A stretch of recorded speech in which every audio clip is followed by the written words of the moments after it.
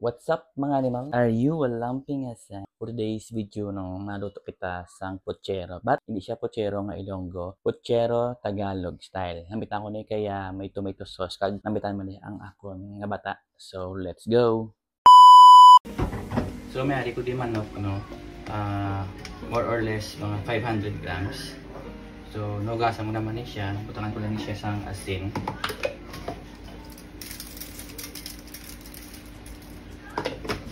Tapos ground black pepper. Gamay lang ha. Tapos kumus-kumuson ko lang siya. I-set aside ko lang siya. Para nagaling aton nga mga ingredients no, aton nga manok, aton nga mga karon panggisa, sibuyas, ahos, kamatis. Ari mga utan-utan naton, balatong, pichay. Mayroon tadi ka sabang saging, carrots, patatas, kaga paitan para suabe. Alright. So pritoon talang kadali no ang aton nga sabang saging, ang aton nga carrots, ang aton nga patatas. So sipre sa dayon no, mga golden brown okay na siya. So naon tanay ang aton nga sabang saging.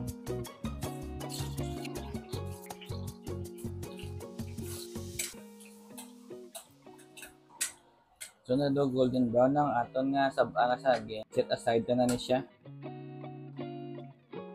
So next is ang aton nga patatas or kung anong trip nyo unahon Pag golden brown ta lang siya. So do okay na ang aton nga patatas. Igahana na siya mag golden brown. So pwede na siya i-separate. Aton nga carrots. Sirada na. Same lang na sila nga galawan. So, golden brown. Okay, so gahana naman siya nga mag brown gamay. Bulos na ni siya. Bulos lang atong nga manok. I-sear na lang siya na. Dali lang. Para namit bala. Kung depende sa inyo kung direktan nyo siya gisa. So ako niya nga style. I-sear na lang siya. Dali lang man, 3 minutes na sear para doon pagka smoky or you know what I mean, di ba? So okay nang aton manok no. Yan, pili na ni siya, kaya dali naman yung mag-sear sa aton. Separate na lang sila yan. Buinan ta.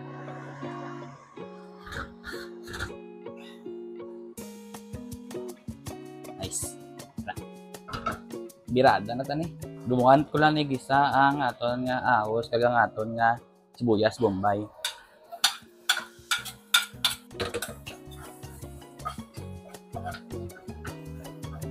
Buluban taon na lang siya nga dumag translucent og bugo nang yang aroma, okay?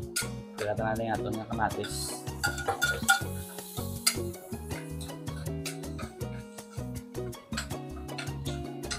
Ako digli fish sauce. Sagisawon lang siya. Yung mga dunot-dunot ng kamatis na bukabutang sa aton nga manok. Ang pwede na ni. Ito ang manok. Nasa dalang kalayo gamay. Sagisawon lang siya.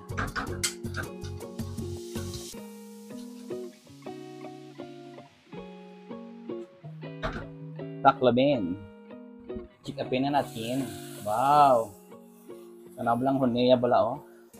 Kampiyon. Nice. Ay kaya doon caramelize. Ika bala. Soabeness. Saka na tubig. So ininit ko tubig ako ni butang. Tapos saktuwa lang sa nadugal tolukaw. Tapos taklobin. And we will wait lang magluto siya. Right? So pwede na niya siya. Ini saging, carrots, kay patatas. Rictada. Cube ako. Tapos mabutan ko di isang pork and beans no. So hands din ibutang ko. So depende sa inyo kung anong trip no. Wala ko yata balo ko anong trip ng banan. Kanta tomato sauce. Lisulisuon na lang siya. Yan, no? Paligo-liguan bala do.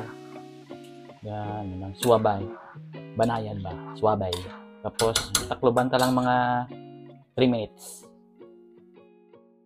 Basta magbukal-bukal lang siya. Kampiyon na natin. Sobrang takang chikingin natin na naman. Right. Ito kahamot na sang yung aroma ba. So, nagbukal-bukal na siya. Itang tadi ang aton nga. Ang puti bala nga makulukid all nga no. Na part sang pichay. Tapos, lunod na naman ang aton nga sitaw. Or balatong. Takloban na naman sa liwat no. Mga 2 minutes. So, chikingin na naman natin ha. Nice! Ilunod na diyan nga aton nga pichay nga birdie. Nice. Tapos ang aton nga katumbal nga paitan. And another naman takloban natin for another 2 minutes. Right. So, chikingin na naman natin. Wow! Very good do. So, low fire na siya. Ilawan ta. Okay. So, no need na magbutang sang asin. So, mabutang na lang ko din sang chicken powder. Another pampalasa. Muna ka damo Make sure ka lang siya nga na-spread siya mayo. Ready na niya siya i-serve sa aton ng mga hungry, ng mga malugkaon, di ba? Sa aton ng mga pinalangga, di ba?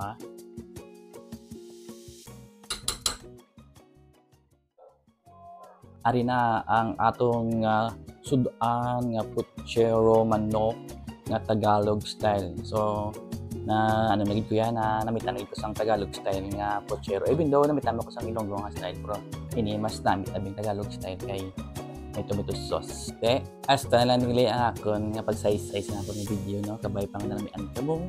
Salamat sa pag-follow, kag-share, kag nalipay ka mo, no? Sa akong mga luto-luto. Bisan nga medyo langas-langas lang.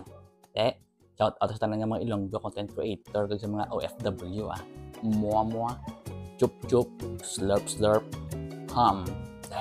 Basta